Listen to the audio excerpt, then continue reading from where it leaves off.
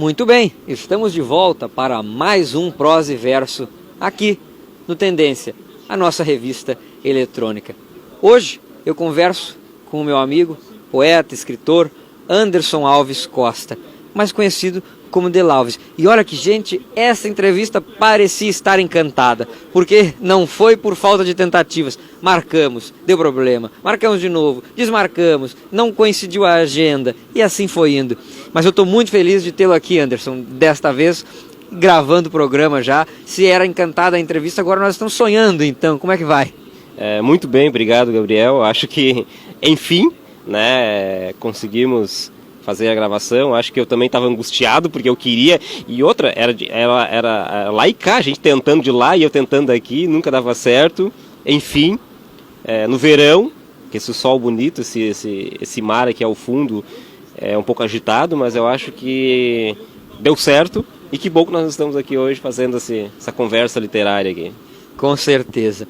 O Anderson é autor de 8 livros, 9 livros, entre participações em antologias e coletâneas. Ele é membro fundador da Academia de Escritores do Litoral Norte e recentemente ele teve uma rápida participação aqui no Tendência com a gente quando fizemos a cobertura da Feira do Livro de Osório, a qual ele foi patrono. Mas Anderson, vamos começar pelo começo. Qual foi o primeiro livro que tu publicaste? Qual foi a primeira poesia, o que te levou a escrever? Quando tu te descobriu poeta? Acredito que eu me descobri poeta, eu deveria ter uns 4, 5 anos, sem conhecer ainda os códigos da língua, os signos da língua, mas tenho um vô, analfabeto, negro e contador de histórias. E eu acho que ele me colocou no mundo da literatura sem saber que estava fazendo isso. E de lá para cá eu sempre tive muita paixão pelos livros. Eu lembro que o primeiro livro, quando eu entrei no pré, na primeira série, lá na segunda série, quando eu consegui trazer um livro para casa, retirar na biblioteca da escola, o Lengendong Maquiné, eu lembro que eu li para ele, porque eu já estava entendendo as letras, foi a maior emoção para mim. E depois disso, novamente me redescobri. Eu acho já aí com 15 anos, na Escola General Osório, uma professora fez um trabalho pedagógico em que nós, alunos, deveríamos fazer uma paródia. Eu escolhi um poema do Vinícius de Moraes e fiz uma paródia em cima. Ela gostou muito disso, porque tu não continuou escrevendo, né? Tu tem uma linguagem tão bonita, né? Tão fácil a tua organização de ideias. E eu fiz outros paródias. E ela disse, logo na sequência, a professora Tâmara Carniel, que foi a secretária de Educação de Osório, da parte da cultura, né, de cultura, né? E aí nós, conversando, ela disse, quem sabe tu cria os teus poemas? Eu comecei a iniciar isso com 15 anos, isso em 97 ainda, lá em 1997. E a partir daquele momento eu não parei mais de escrever. Passei um longo período escrevendo e com 20 anos... procurei a escritora Sueli Braga, também uma das fundadoras da Academia dos Escritores do Litoral Norte, e falei para ela, olha, eu escrevo. E ela já tinha uma carreira com prêmios, premiações, né, com livro, muitas antologias publicadas. E ela disse, olha, teu trabalho é bom, quem sabe tu manda para os concursos de poesia. Daí eu mandei para 2 concursos de poesia, num deles fui segundo lugar e no outro menção honrosa. Daí eu pensei, bom, eu acho que tem um pouco de talento aí, vamos lá, né. Mas foi com 22, 21 anos, já tinha entrado no curso de letras, né, primeiro semestre, bem no início ali, foi quando comecei a publicar realmente no Jornal de Osório, num jornal Igaçaba, lá de Roque Gonzalez, comecei a publicar primeiro fora de Osório, fora da região, e por conta dessas 2 premiações, aí eu fui parar pela primeira vez em livro e antologias com vários autores do país, né, e acho que foi um pouco até os 23, 24 anos, muito não profissional, escrevia porque gostava, porque lia muito, porque era apaixonado por isso. E depois com 24 anos, realmente, eu comecei, eu acho que eu vou começar a investir na literatura, começar primeiramente a investir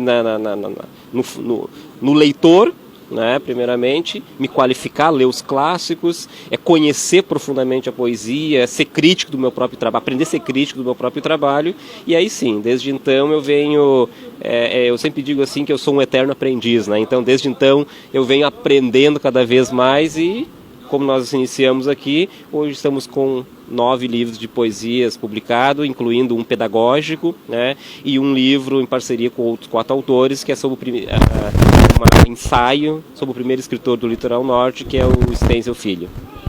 Chama-se Amor à Arte.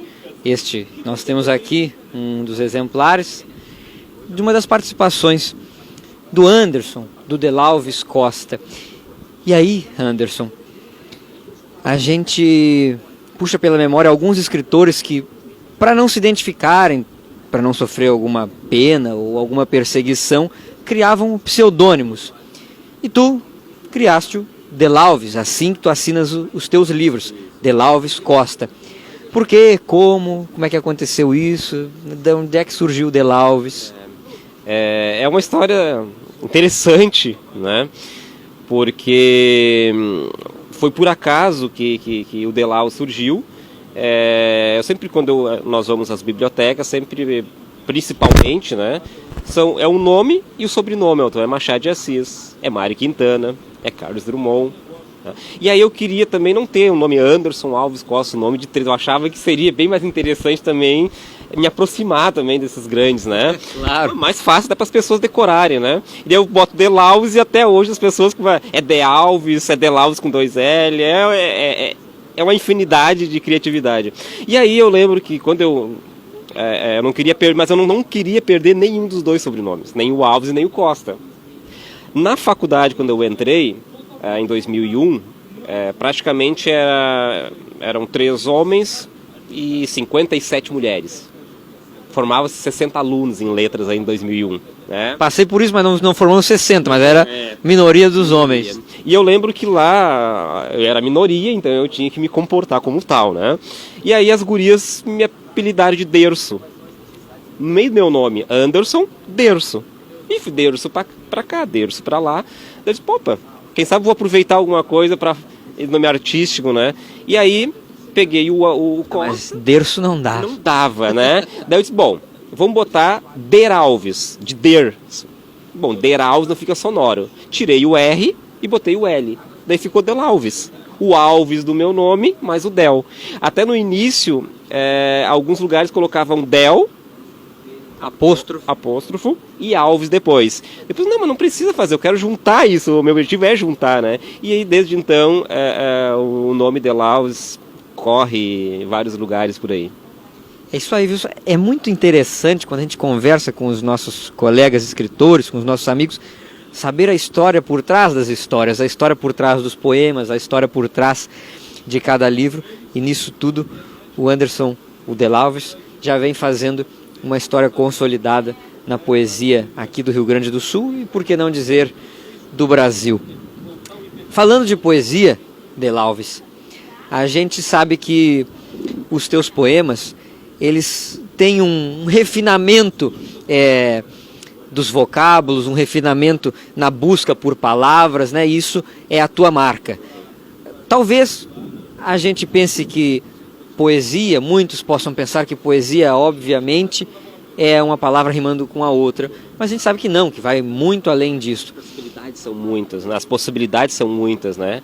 E dentro disso, essa tua marca de criar poemas com palavras rebuscadas, refinadas, um pouco fora de um vocabulário comum para o uso da comunicação, né? Mas que são ali, é bonito porque tem esta veia professoral também, que talvez o dicionário ajude, né, nesse formato todo. Mas de onde vem esta inspiração para este processo de escrita? Eu confesso que eu não tenho algo formado sobre isso, né? O que me dá um pouco de subsídio para falar sobre isso são os amigos, poetas de longa data, já tanto gaúcho como de fora, quando lêem o meu trabalho, se surpreendem com isso também, né? Tanto é que o Eduardo Jablonski, um professor de literatura, crítico literário, fez uma breve análise da minha poesia e colocou como uma poesia hermenêutica, o hermetismo na poesia do De Alves Costa, né? Hermético remete a algo mais escondido, está por trás, né? Precisa um pouco mais de atenção, né? Um pouco mais de vivência literária para chegar um pouco mais perto. Mas eu trabalho muito com temas muito fortes, temas sociais também na minha poesia.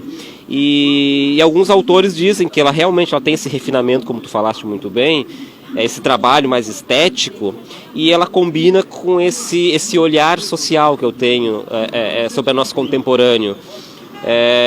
Mas isso vem acontecendo. É aquele processo que a gente diz que somos eternos aprendizes, né? A gente está sempre buscando a nossa identidade enquanto autor.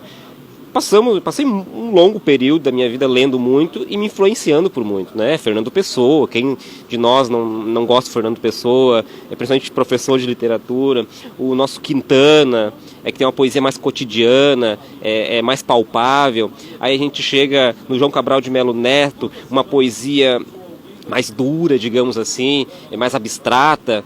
Aí a gente vai para o Drummond, que tem uma poesia que conversa com a sua época, uma poesia mais humana. Daí tu chega no Manuel Bandeira, um poeta que olha, praticamente faz fotografias em verso do seu Rio de Janeiro, do seu local.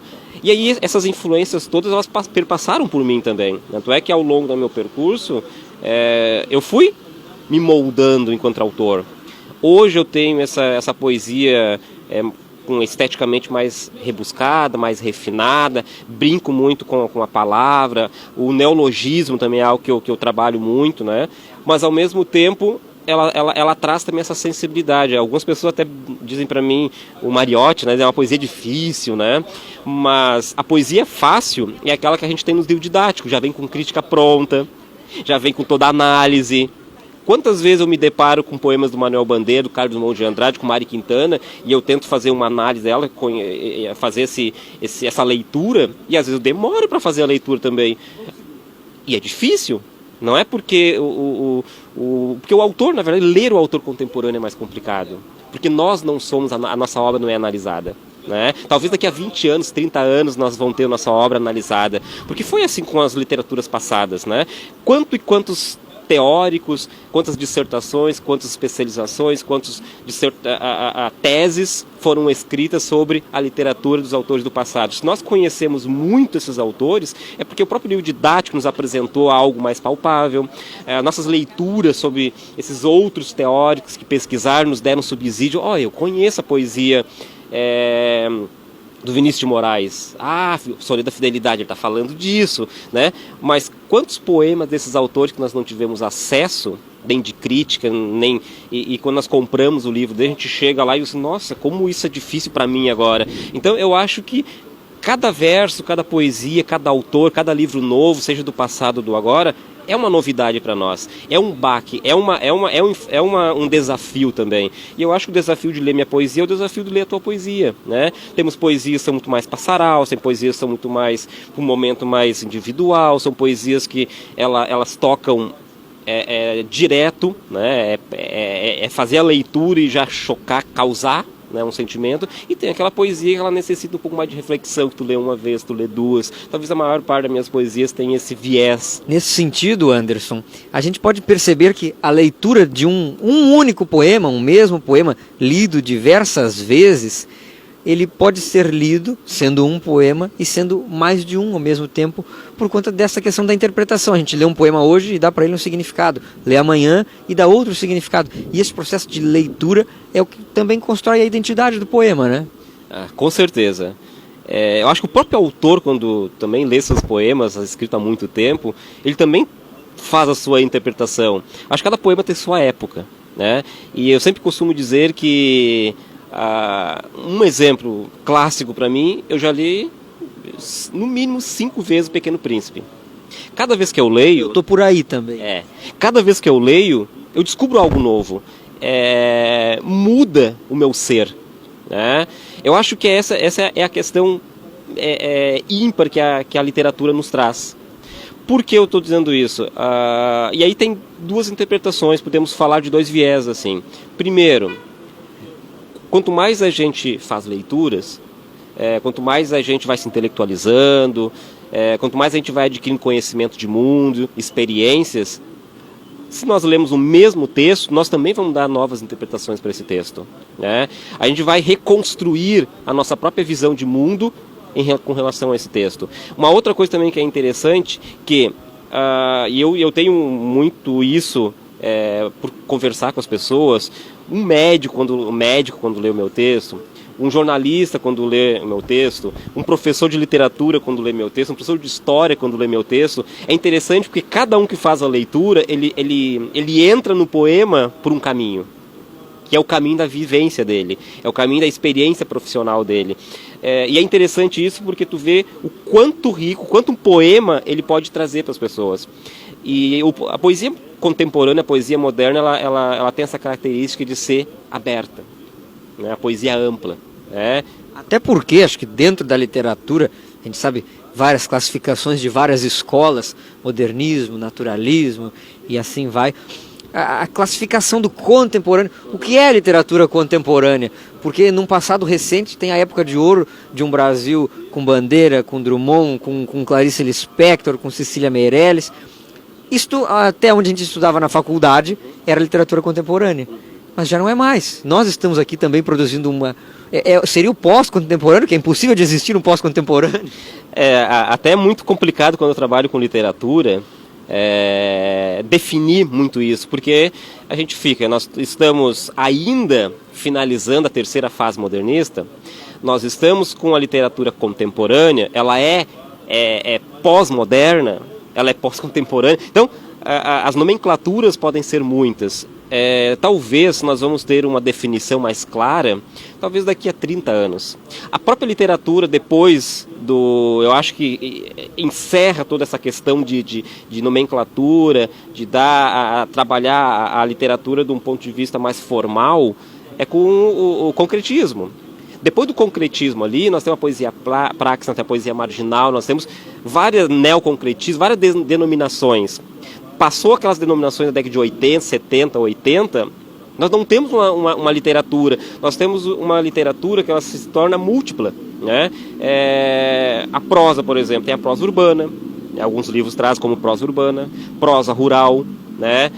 Outros trazem como poesia, nós temos a poesia hermenêutica, nós temos a poesia que trabalha muito com a questão do emocional, né? Nós temos muita a poesia que trabalha as cotidianidades, mas não tem uma definição clara, porque hoje nós temos muitos autores, né? Nós temos a internet, ela difundiu muita publicação, então compilar tudo isso, e nós temos autores maravilhosos em todos os cantos. Muitas vezes saem coletâneas, a coletânea dos escritores da literatura brasileira contemporânea. Daí quando a gente vê que não tem alguns que a gente lê e é um grande autor, já ganhou o prêmio Jabuti, ganhou grandes prêmios, a gente fica, mas não colocaram ele aqui. Mas quantos outros também não estão, né?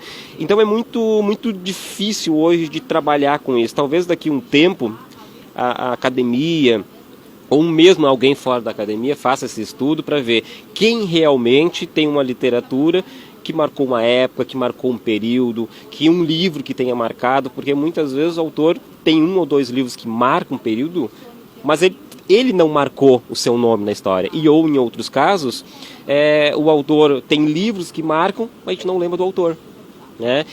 Eu acho ainda que nós estamos passando por um período de transição, nós estamos em um período de caos, né? E é no caos que se cria muito. É verdade, né? As ideias nascem aí. Nasce desse caos. E eu acho que é isso que é interessante, porque a internet me aproximou as pessoas. Eu tenho muita poesia minha, muitos livros meus que estão circulando pelo Brasil. Não sou um escritor em nível nacional, eu sempre digo isso, né? Mas o meu livro está em várias partes do país. 500 exemplares do último livro extemporâneo, muitos livros saíram da editora de Cachoeira do Sul, foram parar em São Paulo, Rio de Janeiro, Pará, o Nordeste, foram parar no Paraná, foram parar no Mato Grosso do Sul. Às vezes eu recebo fotos de autores que receberam ali, Portugal. Então, tu é internacional? Não. Eu sou praticamente desconhecido da literatura brasileira. Eu acho que eu sou muito mais conhecido no esse meio alternativo, né, da literatura. Parece que tu tens que ganhar um prêmio em nível nacional para teu nome começar a aparecer, e a partir desse momento, bom, agora tu és um autor reconhecido, parece que é o prêmio, não é o bom texto, né?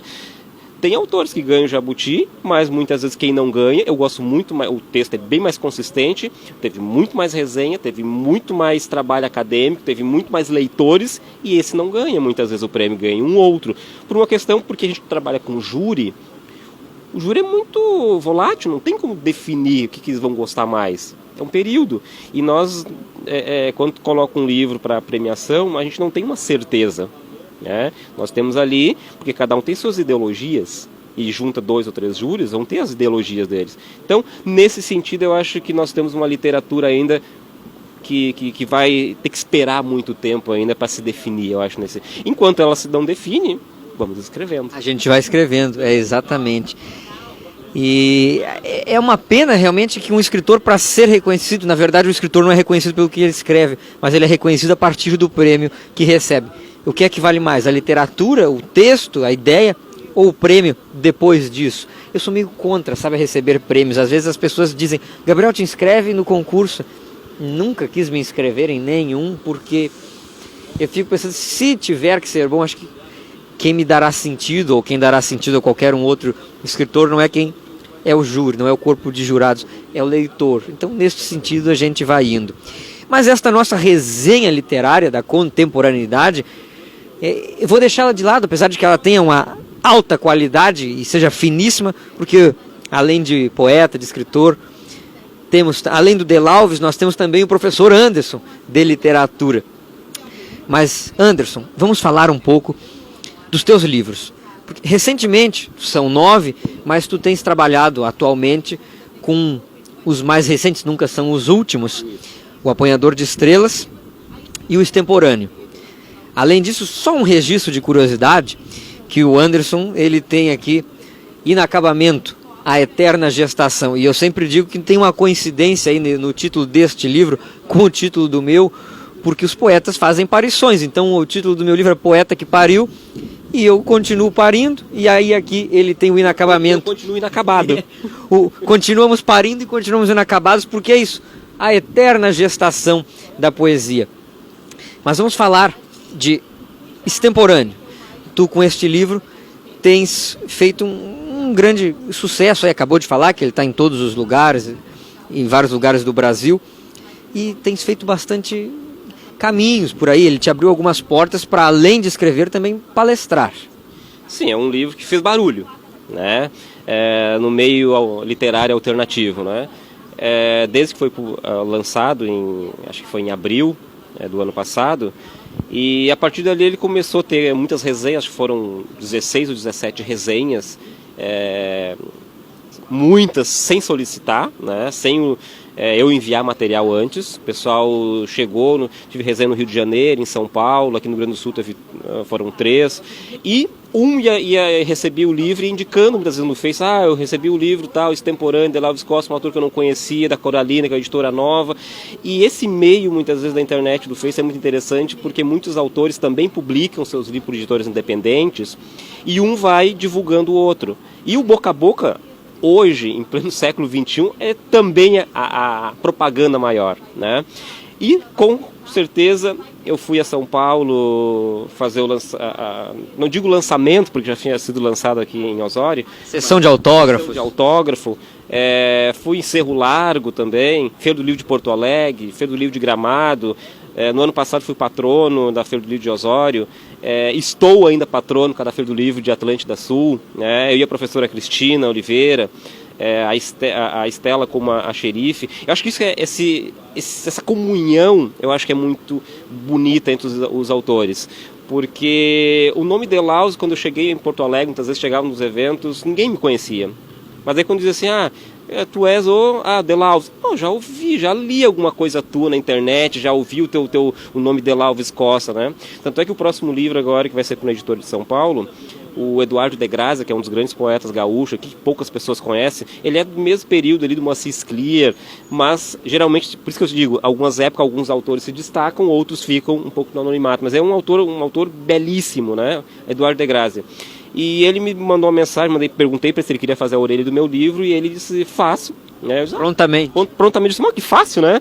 Pensando comigo na hora, daí depois mandou assim, uma mensagem pelo Messenger, tu sabes, Delaues, que eu leio muito, eu tenho pouco tempo e eu não faço apreciação crítica de qualquer livro, né? Primeiro eu conheço o autor, ver se a obra é boa ou não. Então, aquilo para mim foi... Que honra, hein? Que honra, foi grandioso. Cara, arrepiou. Por que isso?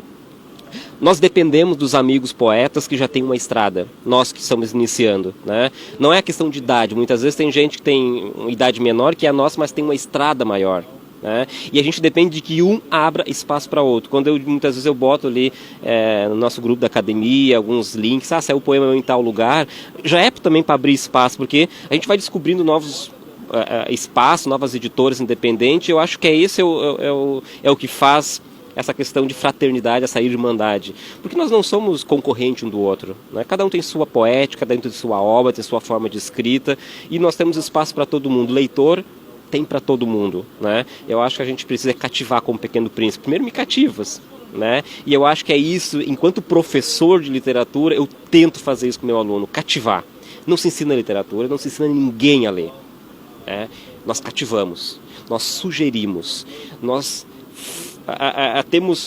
professores de literatura, eu acho que nós temos a obrigação de não teorizar a aula de literatura. Nós temos a obrigação, se nós queremos formar um país de leitores, nós temos que fazer leitura em sala de aula, trazer o que nós temos contemporaneamente, não só trazer os clássicos, porque os alunos hoje em dia eles têm acesso a muita novidade na internet, e só impor clássicos é estarmos trabalhando para as universidades. Nós não devemos trabalhar só dessa maneira. Eu acho que o professor, sempre quando eu vou, onde eu palestro, eu digo isso. Muitas vezes eu faço 2 períodos de literatura, quando eu trabalho com literatura, só de leitura. Daí os alunos perguntam assim, professor, não vai ter nada escrito, não vai pedir nenhum trabalho? Eu digo, não. Para que melhor? Eu gostaria que vocês lessem 15, 20 minutos, 1 ou 2 contos. Vocês já leram 5, 6, 7 contos, 2 períodos lendo, ninguém parou? Isso eu acho aula de literatura também. Precisa da teoria, precisa de alguns conhecimentos academicamente, que foi ao longo da história, foram construídos. Precisa porque o vestibular pede, porque muitas vezes algum concurso que você vai fazer se pede, mas isso tem que ser pormenor. O aluno está ali não para sair teórico, ele está ali para sair leitor. Eu acho que é isso que o professor de literatura hoje tem que começar a pensar. Se nós queremos atrair esse aluno para dentro da nossa aula de literatura, tornar a aula de literatura mais agradável, mais sociável, mais intercambiar, muito mais, como se diz. Tangível. A gente precisa ouvir o que ele também está lendo, né? E a gente precisa fazer essa troca, né? Eu também já li Guerra dos Tronos, certa vez. Livraço. Né? Não consegui até o fim. Porque não é a literatura que eu gosto, mas eu tive que sentir o relevo, né, desse livro, dessa literatura que a gurizada estava lendo, né? A partir do momento que eu senti, eu consegui conversar com eles e dizer o seguinte, olha, não é a minha literatura, mas eu estive aí, né? Agora, eu estou propondo uma nova literatura. Quem sabe tu vem de lá para cá agora e também sente o relevo da minha literatura. Vamos sentir o que está se produzindo. Por isso que eu gosto muito de levar para a sala de aula autores contemporâneos. Eu já levei vários autores da academia, né, para ir na sala de aula. Acho que isso que é interessante. Nós também não devemos nos apresentar, né, e levar para a sala de aula. A Ivanice faz um belo trabalho dessa maneira, dessa forma, e outros professores também fazem, né? É isso aí. E bem como agora o professor, falando como professor, nos disse, literatura realmente não se ensina. Literatura se vivencia, literatura se experimenta. Eu quero que tu deixe o convite, porque agora nós vamos ter a Feira do Livro de Atlântida Sul. E aí, depois do convite, eu vou te fazer uma outra pergunta para a gente encerrar o nosso papo, que está tão bom, mas temos que encerrar para deixar aquele gostinho de quero mais. Convido todos que estão passando pelo litoral, né? Moradores, turistas, visitantes. Nós vamos ter no final desse mês agora, 29, acredito, vai iniciar a Feira do Livro de Atlântida Sul. É uma Feira do Livro já que já está na sua 12ª edição, se eu não me engano, muito tradicional, e eu acho que nós do Litoral Norte nós temos que valorizar as feiras de livros. Quantos municípios que estão deixando de fazer suas feiras de livros, quantos municípios estão fechando suas bibliotecas públicas.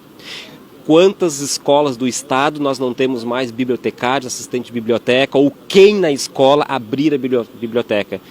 Nós estamos retrocedendo. Eu acho que as feiras de livros, municípios que estão investindo em feira de livros financeiramente, em recursos humanos, em trazer autores, em trazer uma programação, vamos participar, vamos população, vamos participar, vamos ir lá, vamos ver quem é que está lá, vamos comprar livros também, porque as pessoas que estão lá para vender livros também fazem esse trabalho, são como nós autores, estão lá também divulgando a cultura, divulgando a literatura. E é uma feira do livro, não é porque é em outro município que nós não vamos participar, porque nós da academia, nós somos as pessoas que mais transitamos uma feira e outra. Nós vamos de Torres a Quintão, não tem problema nenhum. Então, eu acho que também a população, não só do seu município específico, nós também vamos começar a transitar pelas feiras de livro dos municípios vizinhos.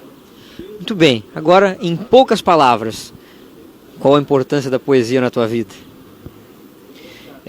Eu sempre costumo dizer que eu não me basto. Eu preciso viver poesia. Qual a importância do poeta para uma sociedade? O poeta, ele tem a máxima de sensibilizar o mundo, de humanizar o mundo. Eu acho que atual cenário que nós estamos no nosso país, a gente está precisando e muito dessa sensibilidade, desse lado humanizador, desse lado imagético, desse lado criativo dos poetas. Muito bem, este foi o Prosa e Verso com meu amigo Delalves Costa.